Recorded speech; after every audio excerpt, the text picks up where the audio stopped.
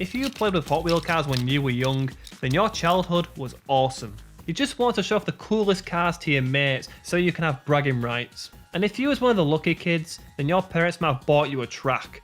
These things was epic. I remember on one of my early birthdays, I missed school so I could play with this Octoblast set. Cheers, man. It was amazing.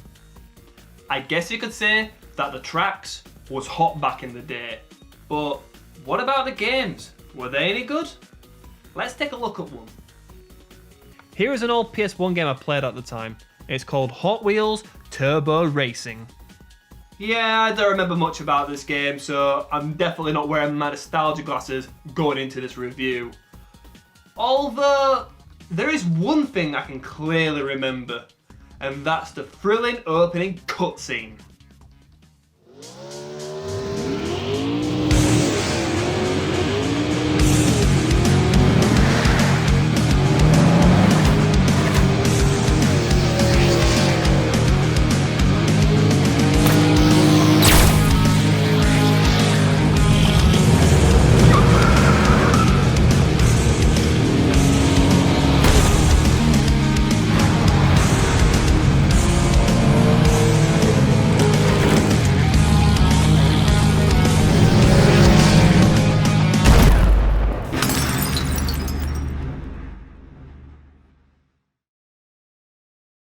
Now that kicked some mega ass. It was just as good as I remember it to be, maybe even better. It gets you hyped and ready for the races. Also, I like that the song used was Fueled by Metallica, which is one of my favourite bands of all time. So automatically, that's a win in my books. Anyway, let's talk about the game then. There's a few modes you can play. You have the standard practice modes, airtime challenge, exhibition, and the Hot Wheels Cup, which is the main mode. There's no story, it's just a basic series of races. 6 to be precise. Now let's pick a car. There's a great variety to choose from. Power pipes, way too fast. Mongoose. And my favourite as a kid? Purple passion. Yeah, purple passion. Now let's start the race. On first impressions, the graphics is okay. It's not too bad for the time.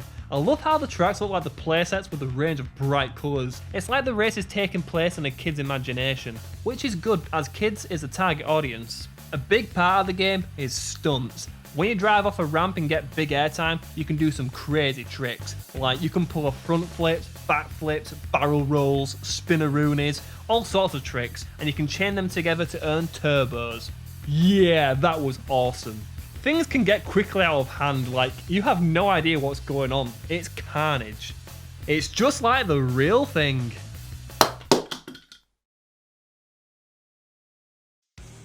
Yes, this is gonna be a tasty stunt. Oh, bollocks. Alright, I'll be honest. At times, the stunts can be a little bit difficult to land because of the controls. They're not very good. It doesn't matter which car you've picked, they all near enough handle the same. Slightly heavy and a bit clunky. When turning around corners, the car ends up sticking to the wall, and that's not good because the aim of the game is speed. You want to be going as fast as you can, land epic tricks to gain turbos, and blast your way to the finish line. For 6 laps. Really? Is that necessary? It could take up to 10 minutes to finish a race. That's exhausting. By lap 5 or 6, you want the race to be over with as the gameplay begins to feel repetitive. Well, it's a good thing you can always take a shortcut. There's at least one on every track. They're generally easy to spot but hard to reach. If you make it, you might find a mystery car. These are found in most shortcuts or in secret areas like behind destructible walls. As a kid, I spent a lot of time searching for the more hidden shortcuts. I wanted to find all the cars. I wasn't even bothered about the races. Just give me the cars. Actually, come to think of it, that's probably why I never finished the game. Oh, and by the way, during the race, there's a few power-ups that can help you win. Although, I have no idea what most of them do. I noticed the hammer gives you the ability to destroy cars when you crash into them, which is handy, and this blue one allows you to perform stunts quicker, so you can gain some extra turbos, which is always nice. You can really go crazy with it. But there is one power-up that pisses me off. And it's this spiky tyre. It's a grip power-up. As you would expect, with more grip the car sticks to the road, and it does. It's very good. Like, too good. Too good it fixes the controls. But here's the point. The cars should handle like this in the first place. This clearly demonstrates that the makers of the game has made some tight controls here. But why is it a power-up? It's an awful decision. Thankfully, it doesn't hurt the overall experience. Why sacrifice it for a power-up? I don't know. After winning the tournament, you're rewarded with a few cool additional cars and tracks, along with a secret cup mode. It's so secret, the loading screen tells you how to unlock it. Yeah, they might as well tell us that there were secret cars to find. Oh wait, yeah, they actually did that too. So onto the new cup. It has a spooky vibe for some reason, and there's only 2 races. And this track has to be my favourite so far. I like the Halloween theme and the little gargoyles that's going on there. Yeah, gargoyles. Yeah, I appreciate little details like that. Also, I like this huge sword that destroys racers who are stupid enough to drive into them.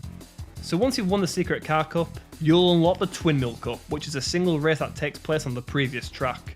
And there's only 2 opponents in Twin Mill cars, the fastest cars in the game. And oh boy, if you get left behind, good luck catching up. Their engines have been supercharged to the max. They're gone. This is horrible. Until this point, the game has been a breeze, but now all of a sudden, it feels near impossible. Because a single mistake will cost you the race. Damn. Damn. Damn! Oh, you bastard. I don't believe it! My favourite track is quickly turning into my most hated. It's becoming the bane of my existence. Oh my god, there is little room for error here. You have to drive carefully as possible, all while landing the stunts and maintaining top speed. Maybe if they didn't turn the tight controls into a power-up, maybe I would stand a chance. Yeah, this race is going to be painful for you, and it will definitely take you many attempts. You need to get an early lead and drive like a god. Eventually, with all that practice and strong determination, you'll cross the line in first place. And before you know it, there you go. In about 2 hours, the game is beaten. And look, there it is. At last, Power Rocket. I finally got the car I've always wanted to drive as a kid. I first saw it on the loading screen, and since then I've always wanted to drive it because it looks like a purple Batmobile. And you know what? It doesn't disappoint. It's mega good. So, in conclusion, Hot Wheels Turbo Racing is alright. It's definitely a fun game with a fast-paced racing and, of course, the stunts. However, undeniably, the game is lacking content. You win 3 cups, which is 9 races in total, and that's it. There's nothing left to do after that besides the Airtime Challenge mode, which is nothing special. But still, overall, I'd still say Turbo Racing is a classic.